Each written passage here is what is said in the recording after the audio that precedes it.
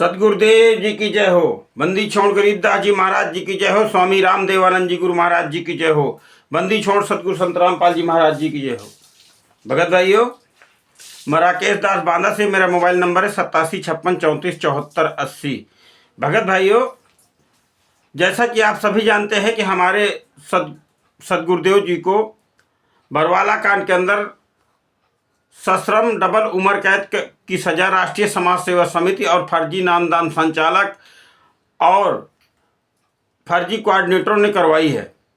इन लोगों ने 5 महिला एक बच्चे की हत्या डंडे से पीट पीट करके आश्रम के अंदर की है और कोर्ट में बयान दिए हैं कि हमने इनके कहने पर ही उनको बंधक बनाया है और इन्हीं के कहने पर हमने उनकी हत्या की है।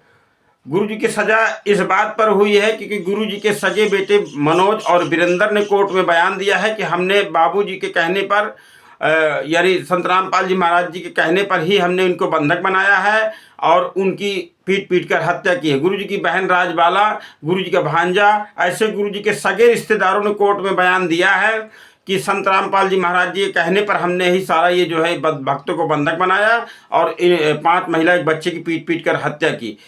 अब भगत भाइयों, विचार करने की बात है कि हमारे सदगुरुदेव जी ने तो ये हमको जो ज्ञान दिया है कि जो तो को काटा वो ताको वो तो फूल, तो ही फूल के फूल है वाको है त्रिशूल। तो हमारे सदगुरुदेव जी तो कभी ऐसी दोगली बात कर ही नहीं सकते जैसे सदगुरुदेव जी के परिवार वालों ने कोर्ट में बयान दिया है। इन लोगों ने बहुत ही गहरा षड्यंत्र करके हमारे सदगुरुदेव जी को 429-430 में मरते दम तक का उम्र कैद करवा दिया है। यह प्री प्लानिंग के तहत इन्होंने सारा काम करवाया। बहुत समय से प्लानिंग कर रहे थे और इन सब घटना जो भी घटना हुई है बरवाला कांड के अंदर, इन लोगों ने सोचा था, मनोज ने, विजेंद्र ने, महेंद्र भगोड़ा जो गुरु जी का छोटा भाई है, महेंद्र उर्फ मोहनलाल, और इसका बहुत ही घनिष्ठ मित्र जो इस बरवाला घटना का मुख्य षड्यंत्रकारी है, बलजीत लहरी, जो महेंद्र उर्फ मोहनलाल का बहुत खास मित्र है। इन सब लोगों ने मिल करके बहुत ही जबरदस्त प्लानिंग करके बरवाला कांड जैसी विभत्स घटना को अंजाम दिया है। और जो संत रामपाल जी महाराज जी के शिष्य हैं, अंधे बहरे गूंगे, जिनको जो अपने आप को कहते हैं कि मैं संत रामपाल जी महाराज जी का अनुयायी हूँ, शिष्य हूँ, उनको ये शर्म नहीं आती कि वो इनसे जब प्रश्न किया जाता है तो ये कह देते हैं कि सदगुरुदेव जी जेल में लीला कर रहे हैं। अरे लीला करने के लिए तो आपको जेल में ही लीला करेंगे सदगुरुदेव जी। अरे कम से कम कुछ तो बुद्धि लगाओ। हर चीज को ये लोग लीला का नाम दे रहे हैं। 10 साल से गुरु जी जेल में यातनाएं सह रहे हैं, तो क्या गुरु जी लीला कर रहे हैं? गुरु जी के जेल में दांत में दर्द था, जिसके कारण गुरु जी रोटी तक नहीं खा पाते थे, वो भी लीला कर रहे हैं। वो भी लीला है। 10 साल गुरु जी की माता जी का जब गुरु जी की माता जी का देहांत हुआ तो गुरु जी के 3 दिन का पैरोल कोर्ट ने मंजूर कर लिया था, लेकिन इन हरामजादों ने, फर्जी नामदान संचालक राष्ट्रीय समाज सेवा समिति के गुंडों ने, तुम अंधों को जो अपने आप को कहते हो गुरु जी लीला कर रहे हैं, वहां बुला करके सोनीपत के अंदर हजारों भक्तों को बुला करके खड़ा कर दिया और कोर्ट में वहां के डीजीपी को एफिडेविट देना पड़ा कि अगर संत रामपाल जी महाराज जी को बेल दी जाती है, पैरोल दिया जाता है, तो वहां पर बहुत बड़ा बलवा होने की आशंका है। इस वजह से और 6 बजे सुबह 6 बजे गुरु जी की माता जी को अग्नि दे दी गई।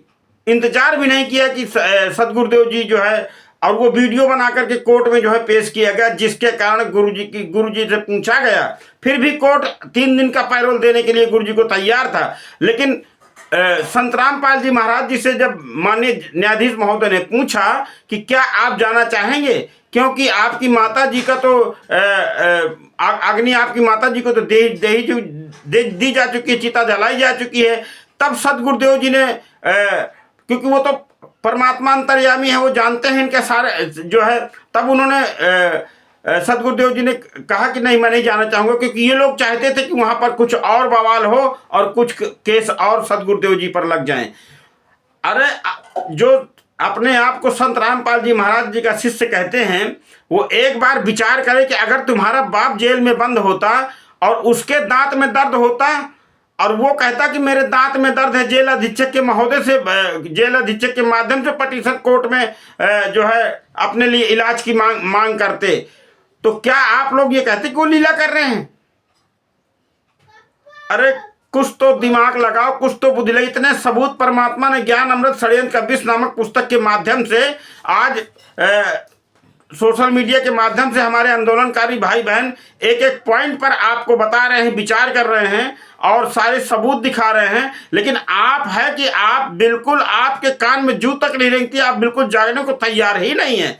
इसीलिए सदगुरुदेव जी ने कहा था कि सोए हुए व्यक्ति को तो जगाना आसान है, लेकिन जानबूझकर जो सोने का नाटक कर रहा है उसको जगाना बड़ा ही मुश्किल है। याद कर लेना, ये मत समझना कि हम लोग पागल हैं। हम लोग तो जो आंदोलनकारी भाई बहन हैं वो तो इस पुस्तक के माध्यम से आपको जगाने का काम करते ही रहेंगे।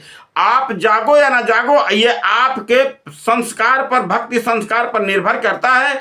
जाग जाओगे तो धन बच जाएगा और नहीं जागोगे तो लुटेरा तो आपको लूट ही रहा है, उसमें तो कोई शक है ही नहीं।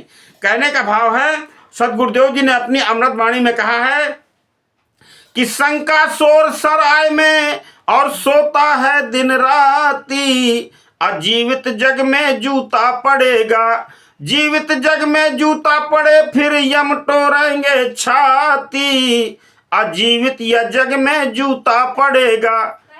ये याद रखना।